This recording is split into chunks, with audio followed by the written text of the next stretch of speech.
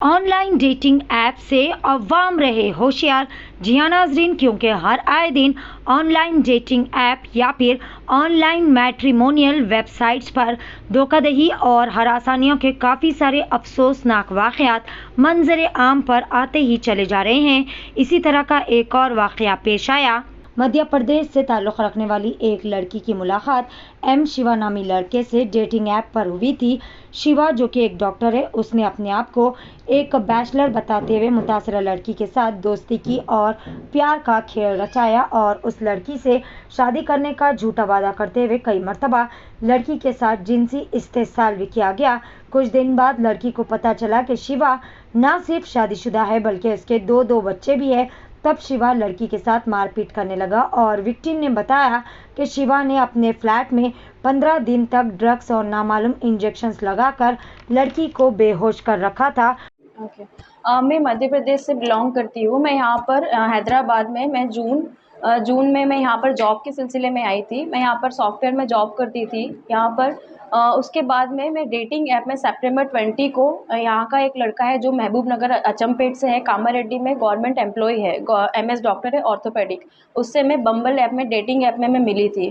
उस मुदवत शिवा उसका नाम है। जब हम लोग मिले थे तो उसने मुझे बताया था कि he is 26 year old, he is Brahmin family, he is from Brahmin family and he is from Maharashtra and he is single, he is unmarried. After 15 days 20 days I told my family then. हाँ, मैंने मम्मी को call करके बोला mummy ये लड़का है, क्योंकि मेरी फैमिली में कोई बाउंडेशंस नहीं थी।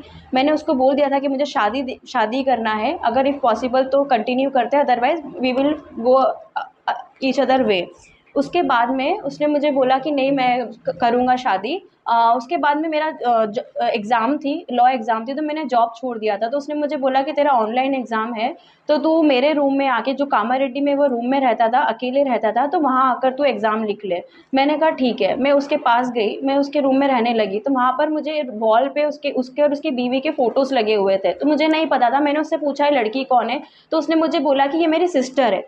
उसके बाद में मुझे कुछ डाउट नहीं गया। आफ्टर 20 डेज़ आफ्टर मुझे उसका वेडिंग कार्ड मिला। मैंने उससे पूछा कि ये कौन है, ये तेरी शादी का कार्ड है? तो मुझे बोला कि हाँ मैं मैरिड हूँ। और उसने मुझे स्टोरी सुनाई कि मेरा फोर्सफुली शादी हुई थी, बट डाइवोर्स के लिए मैं ऑलरेडी अप्लाई कर दिया हूँ और 3-4 मंथ्स में डाइवोर्स हो जाता। फिर उस 5 डेज़ बाद मुझे पता लगा कि उसका एक 6 साल का बच्चा भी है, लेकिन मैंने इतना नहीं किया कि ऑलरेडी वो डाइवोर्स के लिए अप्लाई कर चुका था। फिर हम लोगों में थोड़ी-थोड़ी लड़ाइयाँ होती थी, बट हम लोग सॉर्ट आउट कर लेते थे। उसके बाद 15 डेज़ बाद मुझे पता लगा कि उसका एक 4 महीने का और बच्चा है, जिसके बाद मैंने उसको बोला कि अब मुझे तेरे साथ नहीं रहना है, अब मुझे जाना है अपने घर, मैं नहीं रहूँगी यहाँ पर। तो उसके बाद उसका टॉर्चर चालू हुआ। वो मुझे रूम में लॉक करके रखने लगा, एनेस्थीसिया इंजेक्शन देने लगा, ड्रग्स देने लगा, पता नहीं कौन-कौन से मेडिसिन्स ज़बरदस्ती फ़ोर्सफुली गला दबा के, मुँह प्रेस करके, मुँह में पानी डाल के दवाइयाँ देने लगा। जब बहुत लास्ट टाइम में जब उसने मुझे बहुत फ़ोर्सफुली मेडिसिन दे रहा था, मैं कॉन्शियस थी, तो मैंने उसको मार-पीट करके, हंगामा करके बहुत आवाज़ें की, तो नीचे ओनर ने सुन लिया था। ओनर ने सुना तो उसने वहाँ से निकालने के लिए कहा कि तुम यहाँ से खाली करके जाओ। मैं उस टाइम पे मैं बिल्कुल चलने की हालत में भी नहीं थी। उसने मुझे सुचित्रा पे हॉस्टल पे मुझे शिफ्ट कराया। हॉस्टल पे शिफ्ट कराने के बाद में जब मैं उसको इग्नोर करने लगी तो उसकी एक और स्टोरी चालू हुई कि मुझे डोनेशन के लिए, मेरा जॉब के लिए, पोस्टिंग के लिए मुझे डोनेशन देना है, ये सब करना है। तो उसने मुझसे ऐसे करके मुझसे 1 लाख रुपए और मेरी ज्वेलरी ले ली। उसके बाद में मैं अपने घर गई, मैंने उसको पैसों के लिए बोला कि मुझे पैसे चाहिए, तो उसने मुझे बुला के उसने मुझे रामायण पेट से हाईवे पे मेडचल टोल नाके तक उसने मुझे बहुत मारा। उसके बाद में मेरा फ़ोन तोड़ दिया ताकि मेरे सारे प्रूफ मिट जाए और मुझे छोड़ दिया। वहाँ से मैं अपना अकेले अपनी सिस्टर के पास जो भोपाल में रहती है वहाँ चली गई। वहाँ जाने के बाद रिकवर होने के बाद में वापस मैं यहाँ हैदराबाद आई। हैदराबाद आने के बाद में मैंने उसको राय दुर्गम PS में 0 FIR करके कंप्लेंट फ़ाइल की। कंप्लेंट फ़ाइल करने के बाद में 23 मार्च को वो जेल चला गया। जेल जाने के बाद 20 दिन में वो जेल से बाहर आ गया।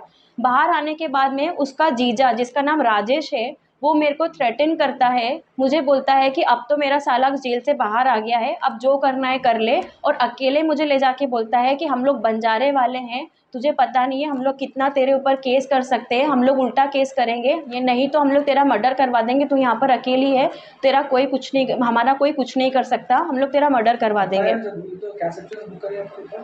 FIR जब बुक हुई तो मैंने उसके ऊपर 417, 376, 342, 323 एंड 506 ये FIR है। ये सेक्शंस मैंने उसके ऊपर लगवाए थे। फोटो है क्या? या मेरे पास उसकी फ़ोटोज़ हैं। जो कार ये शिवा है, क्या नाम है? ये मुदवत शिवा जो मेन जो डॉक्टर है, ये मेन एक्यूज्ड है। और ये इसका एक बार बताइए तो। जी,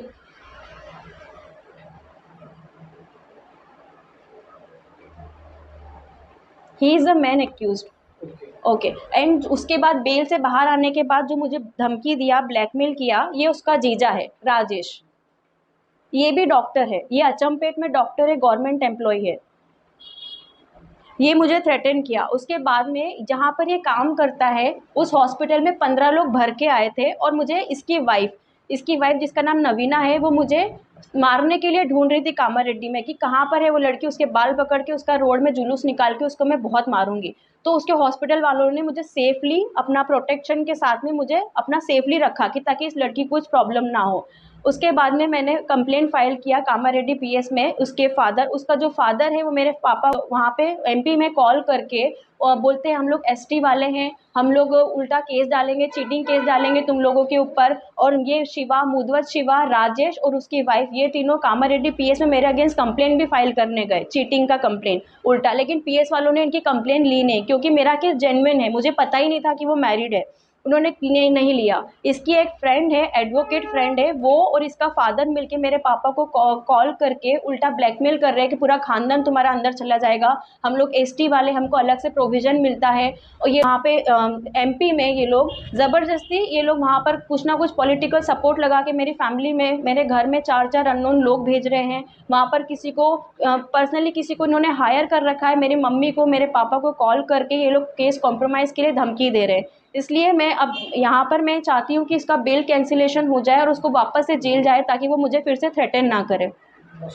और मैं ये चाहती हूँ कि उसका जो लाइसेंस है वो कैंसिल कर दिया जाए, इसकी डिग्री कैंसिल कर दिया जाए, क्योंकि ये शो ऑफ करके कि ये डॉक्टर है, ये यहाँ पे बच्चों को फंसाता है, ये ट्रैप करता है कि कोई लड़की बाहर से आ रही है मैं उसको ट्रैप करूँ, क्योंकि उसके लिए ईजी हो जाता है उन लड़कियों को इन्फ्लुएंस करना। इसलिए मैं चाहती हूँ, मेरी तेलंगाना गवर्नमेंट से अपील है कि उसका लाइसेंस, उसकी डिग्री सब कैंसिल कर दी जाए। अभी प्राइवेट हॉस्पिटल, कौन से हॉस्पिटल में काम करता है? प्राइवेट हॉस्पिटल में, ये लाइफ हॉस्पिटल में काम करता है और कामारेड्डी टाउन डिस्ट्रिक्ट जो हॉस्पिटल है वहाँ पर ये काम करता है एज ए ऑर्थोपेडिक।